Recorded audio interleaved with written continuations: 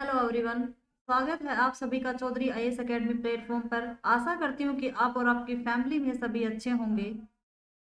तो चलिए स्टार्ट करते हैं आज का session. Most important question India GK के हैं जो सभी एग्जाम्स के लिए इंपॉर्टेंट होंगे। इससे पहले मैं आपको एक मोटिवेशनल लाइन सुनाना चाहती हूँ। मोती कभी भी किनारे पे खुद नहीं आते, उन्हें पाने के लिए समुंदर में उतरना ही पड़ता है। तो आपको भी अपना लक्ष्य प्राप्त करने के लिए पढ़ना पड़ेगा। चलिए स्टार्ट करते हैं। पहला क्वेश्चन है, हड़प्पा सभ्यता का कौन सा नगर 3 भागों में विभाजित था? कालीबंगा, धोलावीरा, लोथल या चमुंडड़ो? धोलावीरा 3 भागों में विभाजित था। इसका आंसर होगा बी कि धोलावीरा जो है वो 3 भागों में विभाजित था। धोलावीरा जो है वो जो 40वीं यूनेस्को की साइट है उसमें शामिल किया गया है, जो कि गुजरात में है। कालीबंगा जो है वो राजस्थान में है। कालीबंगा जो है वो घग्गर नदी के किनारे है। जुते हुए खेत के प्रमाण और जो काले रंग की चूड़ियां हैं वो कालीबंगा राजस्थान से प्राप्त हुई हैं। लोथल से जो है वो लोथल गुजरात में है और ये भोगवा नदी के किनारे है। समुद्री संग्रहालय जो है वो लोथल में ही बनाया जा रहा है। समुद्रो जो है ये सिंधु नदी के किनारे है। मनके बनाने के जो कारखाने हैं वो समुद्रों में पाए गए हैं। तो आपको ये ध्यान रखना है। नेक्स्ट क्वेश्चन है हमारा, सिंधु घाटी सभ्यता थी लोहा युगीन सभ्यता, ताम्र युगीन सभ्यता, कांस्य युगीन सभ्यता? इसका आंसर होगा कांस्य युगीन सभ्यता। सिंधु घाटी जो सभ्यता थी वो कांस्य युगीन सभ्यता थी। कांसा किससे बनता है? तांबा और टिन से बनता है। पीतल किससे बनता है? तांबा और जिंक से बनता है। तो आपको ये ध्यान रखना है। तो इसका आंसर होगा सी। नेक्स्ट क्वेश्चन है हमारा, मूल संविधान में कितने मौलिक कर्तव्य थे? मूल संविधान में कितने मौलिक कर्तव्य थे? 10, 11, 8 या एक भी नहीं? मूल संविधान में जो है वो एक भी कर्तव्य शामिल नहीं था, एक भी मौलिक कर्तव्य शामिल नहीं था। 42वां जो अमेंडमेंट था 1976 में, सरदार स्वर्ण सिंह समिति की अनुशंसा पर 10 मौलिक कर्तव्य इसमें जोड़े गए थे। जब संविधान बना था तो उस टाइम पे एक भी मौलिक कर्तव्य इसमें शामिल नहीं था। 42वें संविधान संशोधन 1976 में सरदार स्वर्ण सिंह समिति की अनुशंसा पर जो है वो 10 मौलिक कर्तव्य जोड़े गए थे। जो 11वां मौलिक कर्तव्य है वो जोड़ा गया था 80वां जो अमेंडमेंट था 2002 में, निःशुल्क शिक्षा से संबंधित, उसमें जोड़ा गया था। मूल संविधान जब बना था तो उस टाइम पे एक भी मौलिक कर्तव्य नहीं था, लेकिन उसके बाद में जो है ये वर्तमान में कितने मौलिक कर्तव्य हैं? 11। कौन सा भाग है? भाग 4A। आर्टिकल कौन सा है? 51A। मौलिक कर्तव्य कहाँ से लिए गए हैं? मौलिक कर्तव्य रूस से लिए गए हैं। आंसर होगा इसका डी। नेक्स्ट क्वेश्चन है हमारा, कांग्रेस की पहली भारतीय महिला अध्यक्ष कौन थी? कांग्रेस की पहली भारतीय महिला अध्यक्ष कौन थी? एनी बेसेंट, सरोजनी नायडू, सोनिया गांधी या इंदिरा गांधी? जो भारतीय महिला अध्यक्ष बनी थी कांग्रेस की पहली, कौन थी वो? सरोजनी नायडू थी। पहली भारतीय महिला सरोजनी नायडू थी, लेकिन कांग्रेस की पहली महिला अध्यक्ष थी एनी बेसेंट और पहली भारतीय महिला अध्यक्ष थी सरोजनी नायडू। तो आपको इन दोनों क्वेश्चनों में अंतर रखना है और या इनको याद रखना है कि पहली भारतीय महिला अध्यक्ष थी सरोजनी नायडू और पहली महिला अध्यक्ष थी एनी बेसेंट। सरोजनी नायडू जो है वो पहली महिला राज्यपाल थी यूपी की। सरोजनी नायडू का जन्म जो वो 13 फरवरी को हुआ था और 13 फरवरी को ही राष्ट्रीय महिला दिवस बनाया जाता है और हाथी दिवस भी 13 फरवरी को ही मनाया जाता है। सरोजनी नायडू ने 1925 में कानपुर जो कांग्रेस का अधिवेशन था उसकी अध्यक्षता की थी। एनी बेसेंट की जो पत्रिका है वो कौन सी है? कॉमनवेल्थ पत्रिका एनी बेसेंट की है। आंसर होगा बी। नेक्स्ट क्वेश्चन है हमारा, मृतकों का टीला किसे कहा जाता है? मृतकों का जो टीला है वो किसे कहते हैं? हड़प्पा, सुरकोटड़ा, मोहनजोदड़ो, कालीबंगा? तो मृतकों का जो टीला है वो मोहनजोदड़ो को कहा जाता है, जो कि पाकिस्तान में सिंध प्रांत में है। सुरकोटड़ा में जो है वो गुजरात में है और यहाँ पे घोड़े की अस्थियां प्राप्त हुई हैं। कालीबंगा से जो काले रंग की चूड़ियां और ये जो जुते हुए खेत के प्रमाण मिले थे वो मिले हैं। तो आपको ये सारी चीजें ध्यान रखनी है। अन्नागार और जो स्नान घर है वो कहाँ मिला है, वो मोहनजोदड़ो में मिला है। इसका आंसर होगा सी। नेक्स्ट क्वेश्चन है हमारा, समान सिविल संहिता का उल्लेख संविधान के किस अनुच्छेद में है? अनुच्छेद 44, 17, 40 या फिर 79 में है। समान जो सिविल संहिता, यूनिफॉर्म जो सिविल कोड है वो कौन से आर्टिकल में है? तो वो आर्टिकल है 44। और किस में ये जो डीपीएसपी है आयरलैंड से लिए गए हैं, भाग 4 में है। आर्टिकल 36 से लेकर 51 तक आता है। जहाँ पे यूनिफॉर्म सिविल कोड लागू है वो सिर्फ एकमात्र राज्य है जो कि गोवा है। आर्टिकल 17 किससे रिलेटेड है? छुआछूत कांत या असस्पृश्यता कांत है। जो 40 है वो पंचायत, जो ग्राम पंचायत होती है उसका गठन है। आर्टिकल जो 79 है वो संसद से रिलेटेड है। आर्टिकल 80 होता है वो राज्यसभा से होता है। 81 जो होता है वो लोकसभा से होता है, तो इसका ध्यान रखना है। समान सिविल संहिता जो है वो 44 आर्टिकल से रिलेटेड है। Answer is a. Next question है हमारा, कार्ल लैंडस्टीनर ने किसकी खोज की थी? जीवित कोशिका, रक्त परिसंचरण तंत्र, रक्त समूह, आनुवांशिकता के नियम। कार्ल लैंडस्टीनर ने किसकी खोज की थी? रक्त समूह की खोज की थी। कार्ल लैंडस्टीनर ने किसकी खोज की थी? रक्त समूह की, ब्लड ग्रुप की खोज की थी। कौन कौन से ब्लड ग्रुप होते हैं? ए, बी, ओ और ए बी। स्रवदाता कौन सा होता है? O negative. स्रवग्राही कौन सा होता है? A B positive. ब्लड जो किससे बना होता है? तरल संयोजी ऊतक से, जो कि लिक्विड कनेक्टिंग टिश्यू। इसका पीएच मान कितना होता है? 7.4 होता है। और पीएच जो पैमाना होता है उसकी खोज किसने की थी? सोरेनसन ने की थी। तो आपको ये भी ध्यान रखना है, पीएच पैमाने की खोज सोरेनसन ने की थी। उसके बाद है ये जीवित कोशिका की खोज किसने की थी? ल्यूवेन होक ने की थी। रक्त परिसंचरण तंत्र की खोज किसने की थी? विलियम हार्वे के द्वारा की गई थी। अनुवांशिकता के नियम किसने दिए थे? ग्रेगर जॉन मेडल ने दिए थे। जो आरएच फैक्टर होता है उसकी खोज किसने की थी? विनर एंड लैंडस्टीनर ने की थी। और इसका रिसर्च जो वो बंदर पे किया गया था। और पीएच फैक्टर जो पैमाना होता है उसकी सोरेनसन ने की थी। तो आपको ये सभी ध्यान रखनी है। नेक्स्ट क्वेश्चन हमारा, सत्यमेव जयते शब्द का उल्लेख कहाँ पर किया गया है? सत्यमेव जयते का जो कहाँ किया गया? मुंडकोपनिषद, ज्वालोपनिषद, ऋग्वेद में से कौन से? सत्यमेव जयते का जो शब्द का उल्लेख है वो मुंडकोपनिषद में किया गया है। ज्वालानिषद जो है इसमें 4 आश्रम का उल्लेख है, जो 4 आश्रम है उनका उल्लेख है। ऋग्वेद में क्या है? जो 10वां मंडल है उसके पुरुष सूक्त में जो वो 4 वर्णों का उल्लेख है। आपको ये ध्यान रखना है। नेक्स्ट क्वेश्चन है हमारा, मिश्रित ग्रंथि है पीयूष ग्रंथि, एड्रिनल ग्रंथि, थायराइड ग्रंथि या अग्नाशय ग्रंथि। मिश्रित ग्रंथि कौन सी है? मिश्रित ग्रंथि जो है वो है अग्नाशय ग्रंथि। एक मिश्रित ग्रंथि है, ये जो है वो हार्मोन भी रिलीज करती है और एंजाइम या पाचक रस भी निकालती है। हार्मोन कौन सा निकालती है? वो है इंसुलिन हार्मोन। इंसुलिन हार्मोन की खोज किसने की थी? बेस्ट एंड बेटिंग ने की थी। इंसुलिन हार्मोन से जो उत्सर्जन होता है वो बीटा सेल से होता है। और उसका रस कौन सा होता है? इंसुलिन हार्मोन का जो रस है वो पूर्ण पाचक रस होता है। तो आपको ध्यान रखना है। पीयूष ग्रंथि जो है तो वो मास्टर ग्रंथि होती है। और वर्दी हार्मोन ग्रंथि भी पीयूष ग्रंथि को कहते हैं।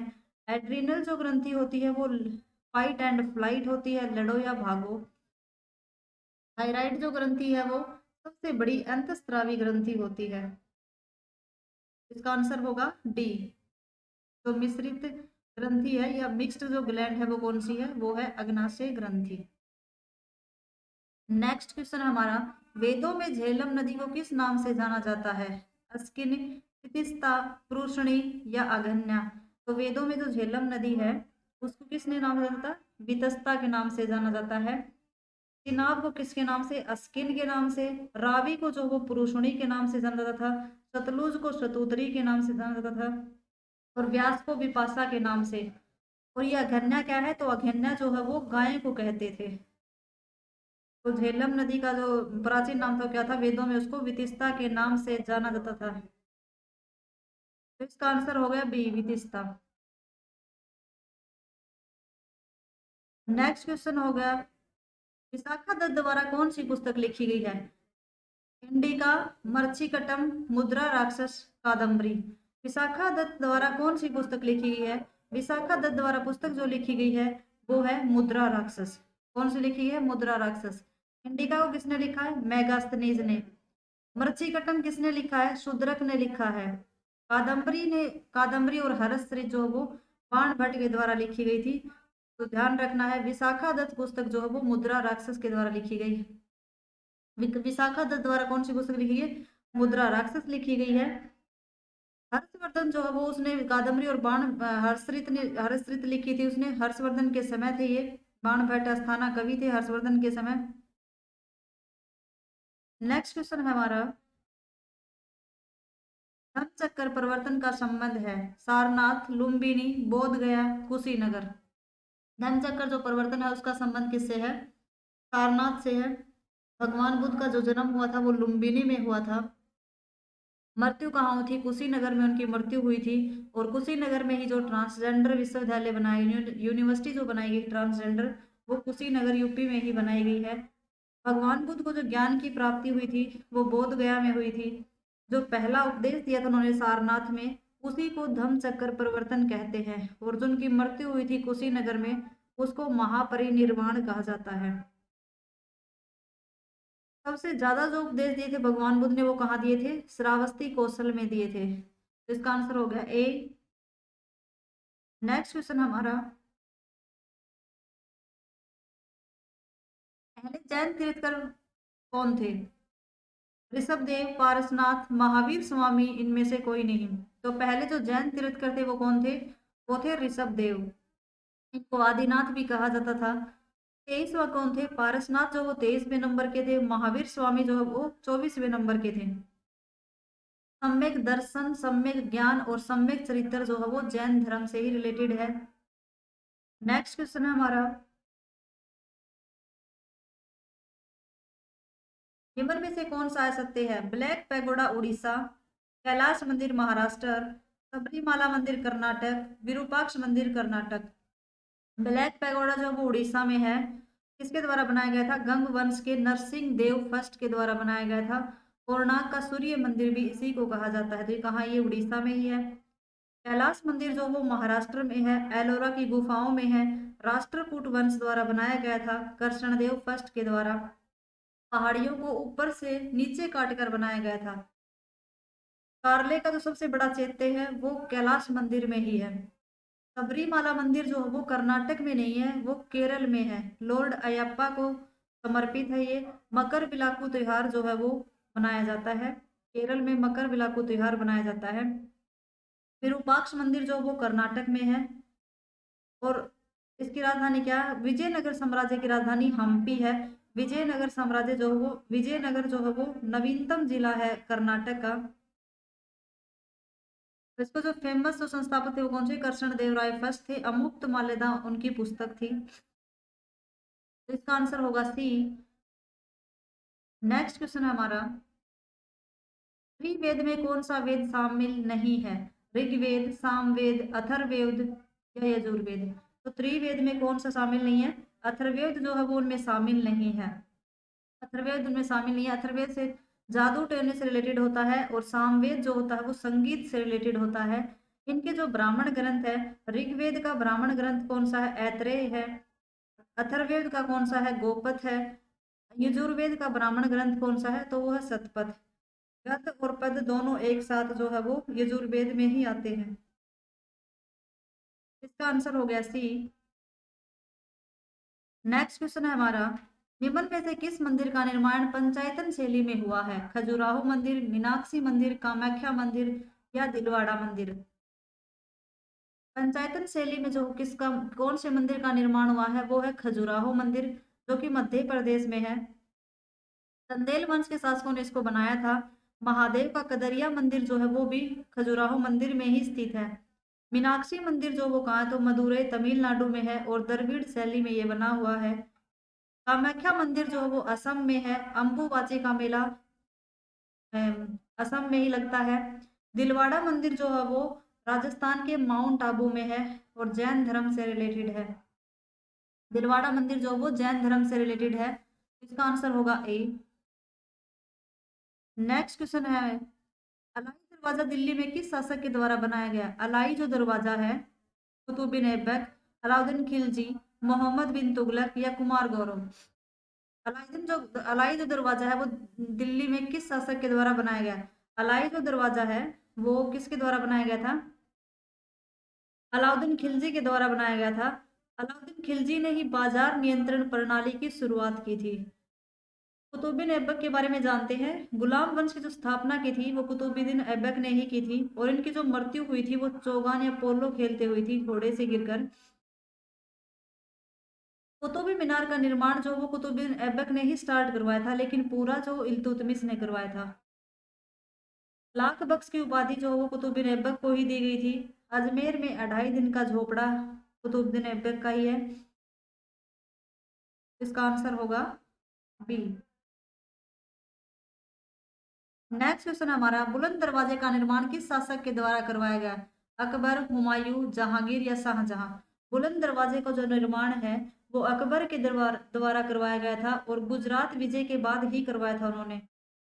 फतेहपुर सीकरी में, जो फतेहपुर सीकरी में है वो बुलंद दरवाजा स्थित है, और फतेहपुर सीकरी में ही पंचमहल भी स्थित है। तो बुलंद दरवाजा कहाँ है? फतेहपुर सीकरी में है, अकबर ने बनवाया था, गुजरात विजय के बाद ही बनाया था। पंचमहल भी फतेहपुर सीकरी में ही है। हुमायूं का जो मकबरा है वो कहाँ है? तो हुमायूं का मकबरा दिल्ली में है, और ये 4 बाग शैली में बना हुआ है। कौन सी शैली में? 4 बाग शैली में बना हुआ है।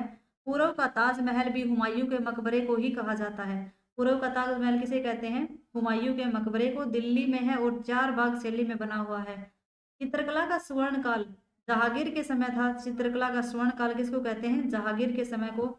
वस्तुकला का जो स्वर्ण काल था वो शाहजहां के टाइम पे था। इसका आंसर होगा ए।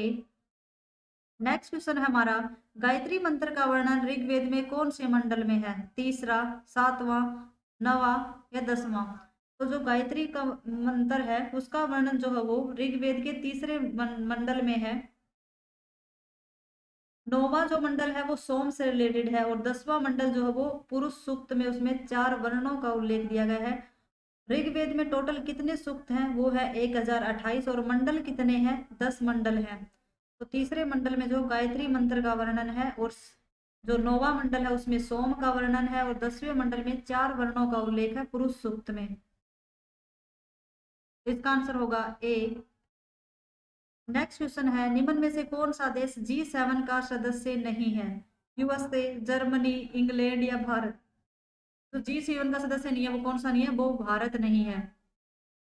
G7 में कौन कौन से मेंबर आते हैं? वो आते हैं Germany, France, Japan, USA, Italy, Canada और इंग्लैंड। G7 की जो मेजबानी की है वो किसने की है? वो 2021 में मेजबानी किसने की? जर्मनी ने की है। तो G7 के मेंबर कौन कौन से हैं? Japan, Germany, France, USA, Italy, Canada और इंग्लैंड। तो आपको ये मेंबर ध्यान रखने हैं। इसका आंसर होगा डी, कि G7 का सदस्य भारत नहीं है।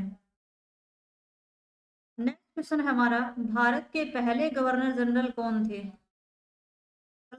Warren Hastings, William Bentinck, Canning? Bharat के जो पहले गवर्नर जनरल थे वो कौन थे? William Bentinck. बंगाल का जो पहला गवर्नर था वो कौन था? वो था लॉर्ड क्लाइव। तो 1757 में प्लासी के युद्ध का उसने नेतृत्व किया था, वो कौन था? लॉर्ड क्लाइव था। बंगाल का जो पहला गवर्नर जनरल था वो कौन था? Warren Hastings. तो बंगाल का जो पहला गवर्नर है वो था क्लाइव, और बंगाल का जो पहला गवर्नर जनरल है वो है वॉरेन हेस्टिंग्स। भारत का जो पहला गवर्नर जनरल है वो है विलियम बेंटिक, और भारत का जो पहला वाइस राय था वो कौन था? कैनिंग। और कैनिंग के टाइम में ही पहला विधि आयोग लागू किया गया था, और विधि आयोग के अध्यक्ष मैकाले को बनाया गया था। तो ये गवर्नर जनरल और वॉइस राय आपको ध्यान रखने हैं। आंसर होगा सी। नेक्स्ट क्वेश्चन हमारा, बंगाल विभाजन के समय भारत के वायसराय कौन थे? बंगाल का जब विभाजन हुआ था 1905 में, तो भारत के वायसराय कौन थे? कैनिंग, वेलेंसली, कर्जन या रिपन? बंगाल जब विभाजन हुआ था 1905 में, उस टाइम पे जो भारत के वायसराय थे वो थे कर्जन। बंगाल जो विभाजन है वो कब लागू होना था? 16 अक्टूबर 1905 को वो लागू होना था, लेकिन 7 अगस्त 1905 को ही स्वदेशी आंदोलन शुरू हो गया था। बंगाल विभाजन आंदोलन कब लागू होना था? 16 अक्टूबर को 1905 में, लेकिन 7 अगस्त को 1905 को स्वदेशी आंदोलन शुरू हो गया था, जो कि विदेशी वस्तुओं का बहिष्कार किया गया। और वो कहाँ शुरू हुआ था स्वदेशी आंदोलन जो वो टाउन हॉल कोलकाता में शुरू हुआ था। तो आपको ये सारी बातें ध्यान रखनी है। और स्वदेशी आंदोलन की वजह से ही फिर भारत का बंगाल विभाजन नहीं हुआ था। इसका आंसर हो गया सी, करजन। नेक्स्ट क्वेश्चन हमारा, स्थायी बंदोबस्त व्यवस्था किसके द्वारा आरंभ की गई? कर्नल रीड, मुनरो, कॉर्नवालिस, ओल्ट, मैकेंजी। तो किसके द्वारा शुरू की थी? स्थायी बंदोबस्त जो है वो स्टार्ट हुआ था 1793 में, कॉर्नवालिस के द्वारा शुरू किया गया था। किसके द्वारा? कॉर्नवालिस के द्वारा इसको शुरू किया गया था। कहाँ पे हुआ था ये? पूर्वी भारत में स्थायी बंदोबस्त की नींव रखी गई थी। ये जमींदारी प्रथा से रिलेटेड, जो भी लगान वगैरह वसूल करते थे वो जमींदार करते थे किसानों से। स्थायी बंदोबस्त कॉर्नवालिस ने शुरू किया था। जो रेतवाड़ी बंदोबस्त है वो दक्षिण भारत में शुरू हुआ था, और वो किसके द्वारा? रीड या मुनरो के द्वारा किया गया था। रीड और मुनरो के द्वारा। जो महालवाड़ी है वो पश्चिम में शुरू हुआ था, वो मैकेंजी के द्वारा किया गया था। किसके द्वारा? महालवाड़ी जो है वो दक्षिण पश्चिम में शुरू हुआ था और मैकेंजी के द्वारा शुरू हुआ था। तो तीनों ये बंदोबस्त आपको याद रखने हैं। स्थायी बंदोबस्त कॉर्नवालिस के द्वारा, रेतवाड़ी बंदोबस्त जो वो रीड और मुनरो के द्वारा, महालवाड़ी जो वो होल्ट और मैकेंजी के द्वारा। नेक्स्ट क्वेश्चन हमारा, पारिस्थितिक तंत्र में ऊर्जा का कितना प्रतिशत प्रवाह आगे की तरफ होता है? 10%, 30%, 50 या 100? कितना होता है? 10%। परिस्थिति तंत्र में जो ऊर्जा का है वो 10% प्रवाह आगे की तरफ होता है। और ये किसने कहा था? वो एक द्वितीय प्रवाह ही होता है आगे की तरफ 10%। और ये लिंडेमान ने ये नियम को दिया था। किसने? लिंडेमान ने दिया था इसके ये नियम को। नेक्स्ट क्वेश्चन हमारा, काकोरी ट्रेन डकैती घटना कब हुई थी? 7 अगस्त 1905, 5 फरवरी 1922, 9 अगस्त 1925, 13 अप्रैल 1919। काकोरी जो डकैती है, कब ये घटना कब हुई थी?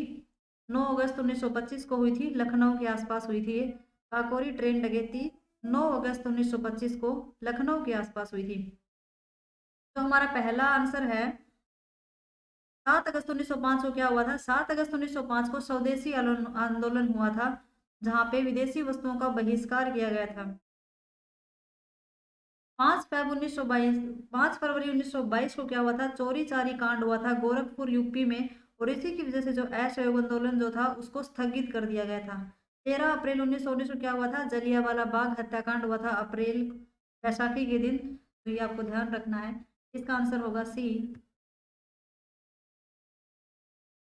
बक्सर के युद्ध में अंग्रेजी सेना का नेतृत्व किसने किया था? Clive, Mayo, Ripon, Hector Munro. Buxar का युद्ध कब हुआ था? 1764 में हुआ था। बक्सर कहाँ है? बिहार में।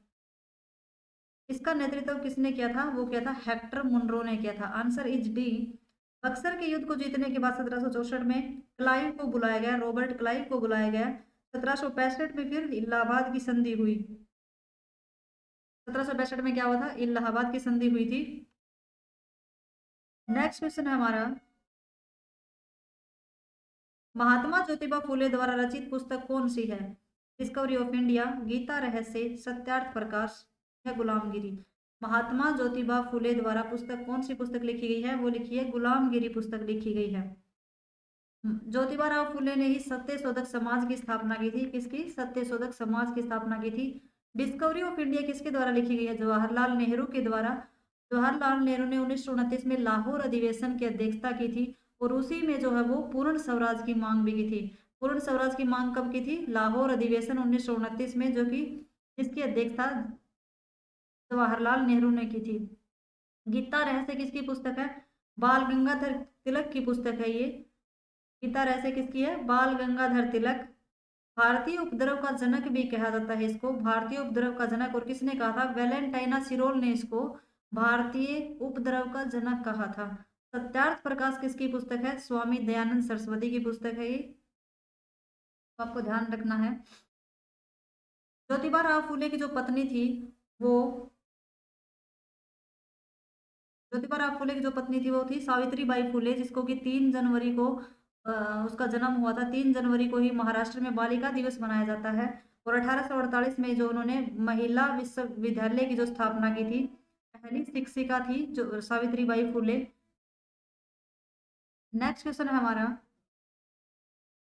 गांधी इरविन समझौता कब हुआ था? 1927 में, 1928 में, 1931 या 1932 में?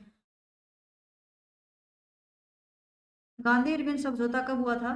तो गांधी इरविन जो समझौता हुआ था वो हुआ था 5 मार्च 1931 को। आंसर इज सी। 1932 में क्या हुआ था? जो कि पूना पैक्ट हुआ था गांधी और भीमराव अंबेडकर के बीच, पुणे की यरवदा जेल में हुआ था। तो गांधी इरविन समझौता 5 मार्च 1931 को हुआ था। Answer is C. Next question है हमारा, कौन सा रोग विषाणु जनित नहीं है? रेबीज, चेचक, डेंगू, टिटनस? तो विषाणु जनित रोग कौन कौन से हैं? सबसे पहले तो ये जानते हैं विषाणु से होने वाले रोग कौन से हैं। रेबीज, चेचक, खसरा, हेपेटाइटिस, पोलियो या जिका वायरस या डेंगू जो है वो, इबोला, ये सारे रोग जो है विषाणु जनित रोग है। कौन कौन से हैं? रेबीज भी है, चेचक भी है, जिका ये डेंगू भी है, और जिका वायरस भी है, पोलियो भी है, इबोला भी है और खसरा भी है। हेपेटाइटिस भी विषाणु के द्वारा ही होता है। तो टिटनस जो है वो जीवाणु के द्वारा होने वाला रोग है, और हैजा भी जीवाणु के द्वारा होने वाला है। तो इसका आंसर होगा डी। नेक्स्ट क्वेश्चन है हमारा, लखनऊ अधिवेशन 1916 की अध्यक्षता किसने की थी? लखनऊ का जो अधिवेशन हुआ था उसकी अध्यक्षता किसने की थी? रास बिहारी घोष, महात्मा गांधी, व्योमेश चंद्र बनर्जी या अंबिका चरण मजूमदार ने? सबसे पहले तो 1907 में जो सूरत अधिवेशन हुआ था उसमें जो है वो रास बिहारी घोष ने अध्यक्षता की थी। नरम दल और गरम दल दोनों आपस में बट गए थे, नरम दल और गरम दल दोनों अलग हो गए थे 1907 के सूरत अधिवेशन में, और उसकी अध्यक्षता किसने की थी? रास बिहारी घोष ने की थी। लेकिन 1916 का जो लखनऊ अधिवेशन था उसकी अध्यक्षता अंबिका चरण मजूमदार ने की थी, और गरम दल और नरम दल दोनों वापस एक साथ आ गए थे। तो उनका दोनों का दोनों अलग किस में हुए थे? 1907 के सूरत अधिवेशन में, और दोनों वापस में कब मिले थे? वो लखनऊ अधिवेशन 1916 में। व्योमेश चंद्र बनर्जी जो है वो, उसने जो वो 1885 में जो मुंबई अधिवेशन हुआ था उसकी अध्यक्षता की थी। महात्मा गांधी ने 1924 में जो बेलगांव अधिवेशन हुआ था उसमें जो वो महात्मा गांधी ने अध्यक्षता की थी। तो इसका आंसर हो गया डी। अंबिका चरण मजूमदार ने लखनऊ अधिवेशन की अध्यक्षता की थी। नेक्स्ट क्वेश्चन हमारा, विद्या देवी भंडारी किस देश की पहली महिला राष्ट्रपति हैं? तो विद्या देवी जो भंडारी है वो किस देश की पहली महिला राष्ट्रपति है? बांग्लादेश, भूटान, श्रीलंका, नेपाल? तो किसकी है वो? विद्या देवी जो भंडारी है वो पहली महिला राष्ट्रपति है नेपाल की। नेपाल में ही, नेपाल के काठमांडू में सार्क का मुख्यालय है, सार्क दक्षेस का मुख्यालय है। बांग्लादेश की जो वो कौन, बांग्लादेश की जो शेख हसीना और उसकी मुद्रा क्या है? टका। भूटान के जो राजधानी है वो क्या है? थिम्पू। और नेपाल की राजधानी क्या है? काठमांडू। श्रीलंका की राजधानी क्या है? जयवर्धने कोटापुरे। और जो उसके जयवर्धने कोटापुरे, भारत और श्रीलंका के बीच में कौन सा युद्ध अभ्यास है? सिलिनिक्स मित्र शक्ति या संसद मैत्री अभ्यास उनके बीच में है। जो लिपू लेख और काला पानी जो विवाद चल रहा है वो किसके बीच में है? भारत और नेपाल के बीच में है। नेक्स्ट क्वेश्चन है हमारा, म्यांमार में से कौन सा राज्य सीमा नहीं बनाता है? मणिपुर, मिजोरम, असम, नागालैंड? म्यांमार के साथ जो सीमा बनाने वाले राज्य हैं वो कौन कौन से हैं? अरुणाचल प्रदेश, नागालैंड, मणिपुर, मिजोरम? तो कौन सा इसके साथ सीमा नहीं बनाता है? वो है असम। असम जो है वो म्यांमार के साथ सीमा नहीं बनाता है। नेक्स्ट क्वेश्चन हमारा, निम्न में से कौन सा मरुस्थल पश्चिम एशिया में स्थित है? पैटागोनिया मरुस्थल, टकलामाकन, गोबी, रब उल खाली मरुस्थल? तो कौन सा मरुस्थल है पश्चिम एशिया में? वो है रब उल खाली मरुस्थल। कहाँ है? सऊदी अरब में। सऊदी अरब में एक तो हो गया रब उल खाली मरुस्थल, दूसरा कौन सा? नेफूद मरुस्थल। सऊदी अरब में जो दो मरुस्थल हैं, रब उल खाली मरुस्थल और नेफूद मरुस्थल। तो पश्चिम एशिया जो मरुस्थल है पश्चिम एशिया का वो कौन सा होगा? रब उल खाली। Answer is D. टकलामाकन मरुस्थल कहाँ है? टकलामाकन मरुस्थल जो चीन के संघाई में है, और जो मुद्रा है चीन की कौन सी है? रेनबी या युआन। गोबी मरुस्थल कहाँ है? गोबी जो वो चीन और मंगोलिया में है। पैटागोनिया जो मरुस्थल है वो कहाँ है? अर्जेंटीना में। और इसी में जो वो पम्पास घास के मैदान पाए जाते हैं। कालाहारी जो एक और तो है, कालाहारी जो डेजर्ट होता है वो कहाँ है? बोत्सवाना अफ्रीका में पाया जाता है। और इसमें कौन सी जनजाति है? वो है बुशमैन जनजाति रहती है। कालाहार ये जो डेजर्ट है वो बोत्सवाना अफ्रीका में पाया जाता है और उसमें बुशमैन जनजाति रहती है। ये क्वेश्चन पूछा जाता है कि कालाहार डेजर्ट में कौन सी जनजाति रहती है, तो आपको ध्यान रखना है बुशमैन जनजाति रहती है और बोत्सवाना अफ्रीका में पाया जाता है। नेक्स्ट क्वेश्चन है हमारा,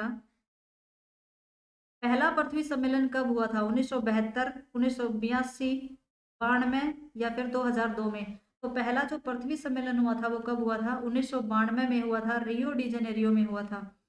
कहाँ पे? 1992 में रियो डी जेनेरियो में हुआ था। 1972 में जो है वो स्टॉकहोम जो सस्टेनेबल डेवलपमेंट जो पहला स्टॉकहोम सम्मेलन हुआ था स्वीडन में, वो 1972 में हुआ था। नेक्स्ट क्वेश्चन है हमारा, भारत में वर्तमान में कितने केंद्र शासित प्रदेश हैं? तो वो हैं 8। कितने हैं? 8 केंद्र शासित प्रदेश हैं और 28 राज्य हैं। नेक्स्ट क्वेश्चन है हमारा, भारतीय मानक समय रेखा निम्न में से किस राज्य से नहीं गुजरती है? उत्तर प्रदेश, मध्य प्रदेश, छत्तीसगढ़ या तेलंगाना? तो भारतीय मानक समय रेखा है 82.5 डिग्री जो पूर्वी देशांतर है, वो नैनी या मिर्जापुर की यूपी से गुजरती है। 5 राज्यों से होकर गुजरती है और वो 5 राज्य कौन कौन से हैं? आंध्र प्रदेश से गुजरती है, मध्य प्रदेश से, छत्तीसगढ़ से, उड़ीसा से और यूपी से गुजरती है। कहाँ से? आंध्र प्रदेश, मध्य प्रदेश, छत्तीसगढ़, उड़ीसा और उत्तर प्रदेश से गुजरती है। तो इसका आंसर होगा कि वो तेलंगाना से नहीं गुजरती है। तो आंसर इज डी। भारतीय जो मानक समय है वो मानक जो रेखा है समय की वो कहाँ से गुजरती है? वो नैनी मिर्जापुर यूपी से गुजरती है और 5 राज्यों से गुजरती है। इसको 82.5 डिग्री पूर्वी देशांतर भी बोला जाता है। नेक्स्ट क्वेश्चन है हमारा, निम्न में से किस जीआई टैग का संबंध गोवा से नहीं है? खोला मिर्च, मायरा केला, हरमल मिर्च, शाही लीची? तो जीआई टैग किस किस को प्रदान किया गया है? सबसे पहले जीआई टैग कब दिया जाना शुरू हुआ था? जीआई का मतलब होता है जियोग्राफिकल इंडिकेटर। 1999 के अधिनियम के तहत 2003 में इसको लागू किया गया था और सबसे पहली बार 2004 में दार्जिलिंग की चाय को ये टैग दिया गया था। जीआई टैग सबसे पहले 2004 में किसको मिला था? वो मिला था दार्जिलिंग की चाय को। तो खोला मिर्च जो है वो, हरमल मिर्च और खाजा मिर्च और मिराई केला ये सब पाए जाते हैं गोवा में। इनको गोवा ने जीआई टैग प्रदान किया गया है। खोला मिर्च, मायरा केला, हरमल मिर्च और शाही लीची कहाँ पाई जाती है? बिहार में। और तेजपुर लीची होती है वो कहाँ पाई जाती है? असम में पाई जाती है। तो आपको सब ध्यान रखना है, खोला मिर्च, खाजा मिर्च, हरमल मिर्च और मायरा केला जो वो कहाँ मिलता है? गोवा में। आंसर हो गया डी, शाही लीची जो वो गोवा ने जीआई टैग प्रदान नहीं किया है। शाही लीची है बिहार से रिलेटेड। नेक्स्ट क्वेश्चन हमारा, विश्व ओजोन संरक्षण दिवस कब मनाया जाता है? 22 मार्च, 22 अप्रैल, 22 मई या 16 सितंबर को? तो विश्व जो ओजोन दिवस है वो कब मनाया जाता है? वो मनाया जाता है 16 सितंबर को। सबसे पहली बार जो मॉन्ट्रियल प्रोटोकॉल 16 सितंबर 1987 को हुआ था। मॉन्ट्रियल कहाँ है? कनाडा में। मॉन्ट्रियल प्रोटोकॉल 16 सितंबर 1987 को हुआ था, इसलिए विश्व ओजोन दिवस जो 16 सितंबर को मनाया जाता है। ओजोन परत जो कहाँ पाई जाती है? समताप मंडल में पाई जाती है और ये पैरामैग्नी किरणें जो हमारे आसपास पहुंचती हैं वो उनको रोकती है, जो कि त्वचा के कैंसर से हमें बचाती हैं। तो समताप मंडल में ओजोन परत पाई जाती है। 22 मार्च को क्या मनाया जाता है? विश्व जो जल दिवस है वो 22 मार्च को मनाते हैं। विश्व और जो पृथ्वी दिवस है वो 22 अप्रैल को मनाते हैं। 22 मई को क्या मनाते हैं? जैव विविधता दिवस मनाते हैं। तो 22 मार्च को क्या है? विश्व जल दिवस, 22 अप्रैल को विश्व पृथ्वी दिवस, 22 मई को जैव विविधता दिवस। तो इसका आंसर हो गया डी, 16 सितंबर को ओजोन संरक्षण दिवस मनाया जाता है। नेक्स्ट क्वेश्चन हमारा, ब्रिक्स देशों की मुद्रा नहीं है? Riyal, ruble, renminbi, bolivar? BRICS देशों की जो मुद्रा होती है, ब्रिक्स देशों में कौन कौन से देश शामिल हैं? तो वो है Brazil, Russia, India, China and South Africa. और जो इसकी मुद्रा कौन कौन सी होती है? तो ब्राजील की मुद्रा है रियाल, रसिया की जो मुद्रा है वो है रूबल, इंडिया की है रुपए, चाइना की जो वो रैनबी है युआन है, साउथ अफ्रीका की रैंड है। तो इनमें शामिल कौन सी नहीं है? ब्रिक्स देशों की मुद्रा। ब्रिक्स देशों की जो मुद्रा होती है उसको 5R भी कहा जाता है। इसमें शामिल कौन सी नहीं है? तो ब्रिक्स देशों की मुद्रा में शामिल नहीं है, बोलीवर नहीं है। और बोलीवर किस देश की मुद्रा है? वो है वेनेजुएला की। 2021 में जो 13वीं बार अध्यक्षता की थी वो भारत ने की थी। ब्रिक्स देशों की जो अध्यक्षता की थी 2021 में, वो की थी भारत ने। और 2022 में जो ब्रिक्स देशों की बैठक की अध्यक्षता कौन करेगा? वो करेगा चाइना। तो नेक्स्ट क्वेश्चन है हमारा, ब्लू बेबी सिंड्रोम किसकी अधिकता से होता है? कैडमियम, मरकरी, नाइट्रेट या फ्लोराइड की अधिकता से? ब्लू बेबी जो सिंड्रोम होता है वो किसकी अधिकता से होता है? वो नाइट्रेट की अधिकता से होता है। Answer is C. Blue baby syndrome nitrate की अधिकता से होता है। कैडमियम की अधिकता से कौन सा रोग होता है? इटाई इटाई रोग जो है वो कैडमियम की अधिकता से होता है। मरकरी या पारे की अधिकता से कौन सा होता है? मिनमाता रोग होता है। ध्यान रखना है, कैडमियम की अधिकता से इटाई इटाई होता है। मरकरी या पारे की अधिकता से जो है वो मिनमाता रोग होता है। फ्लोराइड की अधिकता से कौन सा होता है? फ्लोराइड की अधिकता से जो वो दांत खराब होने लगते हैं। और नाइट्रेट की अधिकता से ब्लू बेबी सिंड्रोम। और आयोडीन की कमी से कौन सा रोग होता है? वो होता है घेंगा या गाइटर रोग भी कहा जाता है उसको। एक क्वेश्चन ये भी ध्यान रखना आपको कि कमरे के तापमान पर कौन सी धातु जो है वो लिक्विड अवस्था में पाई जाती है? तो कमरे के तापमान पर जो कौन सी धातु है वो द्रव अवस्था या लिक्विड अवस्था में पाई जाती है? वो है पारा या मरकरी पाई जाती है। नेक्स्ट क्वेश्चन हमारा, वर्मी कल्चर का संबंध किससे है? अंगूर, केचुआ, रेशम कीट पालन या मधुमक्खी पालन? वर्मी जो कल्चर होता है वो किससे संबंधित है? वो है केचुआ पालन से है। Answer is B. Vermiculture हमारा किससे रिलेटेड है? केचुआ पालन से है। एपीकल्चर किससे होता है? मधुमक्खी पालन से होता है। पिस्सी कल्चर किससे होता है? मछली पालन से होता है। रेशम कीट कल्चर किसे, रेशम कीट जो होती है उसका पालन किसे कहते हैं? सेरी कल्चर को। अंगूर की खेती जो करते हैं उसको क्या कहते हैं? VT culture. और सब्जियों की जो खेती की जाती है उसको ओलेरी कल्चर कहते हैं। तो अंगूर की खेती को क्या कहते हैं? विटी कल्चर कहा जाता है। और केचुआ पालन को कहते हैं वर्मी कल्चर। मधुमक्खी पालन को क्या कहते हैं? AP culture. और मछली पालन को पीसी कल्चर। सब्जियों का जो उगाना होता है उसको ओलेरी कल्चर कहा जाता है। तो आपको ये सारी चीजें ध्यान रखनी है। नेक्स्ट क्वेश्चन हमारा, प्रस्तावना में संशोधन किस संविधान संशोधन द्वारा किया गया है? पहला संविधान संशोधन, 42वां, 86वां संविधान संशोधन या 101वां संविधान संशोधन? प्रस्तावना में जो संशोधन हुआ है वो एक बार ही हुआ है। 42वां अमेंडमेंट था वो 1976 में। तो आंसर इसका बी। 42वां जो संविधान संशोधन था वो 1976 में हुआ था। प्रस्तावना में संशोधन जो है वो एक बार ही किया गया है। उसमें 3 शब्द जोड़े गए थे, समाजवादी, अखंडता और धर्मनिरपेक्षता। ये 3 शब्द जो वो 42वां संविधान संशोधन 1976 में हुआ था। उसके तहत जो वो 3 शब्द जोड़े गए थे, समाजवादी, अखंडता, धर्मनिरपेक्षता। जो पहला संविधान संशोधन है वो कब हुआ था? 1951 में हुआ था। कब हुआ था वो? फर्स्ट जो संशोधन है वो कब हुआ था? 1951 में। 9वीं अनुसूची जोड़ी गई थी। और 9वीं अनुसूची किससे रिलेटेड है? वो भूमि सुधार से रिलेटेड है। 86वां जो संविधान संशोधन है वो 2002 में जोड़ा गया था, जो कि 11वां जो मौलिक कर्तव्य था वो इसी के तहत जोड़ा गया था। 86वां संविधान संशोधन 2002 में। ये आर्टिकल कौन सा था? 21A, जिसमें कि शिक्षा के अधिकार से रिलेटेड था। 101वां जो संविधान संशोधन है वो जीएसटी से रिलेटेड है। 1 जुलाई 2017 को जीएसटी लागू किया गया था। Thank you. आशा करती हूँ कि आज का सेशन आपको पसंद आया, और पसंद आया हो तो लाइक, शेयर एंड सब्सक्राइब करें और अपने साथियों के साथ शेयर करें। धन्यवाद।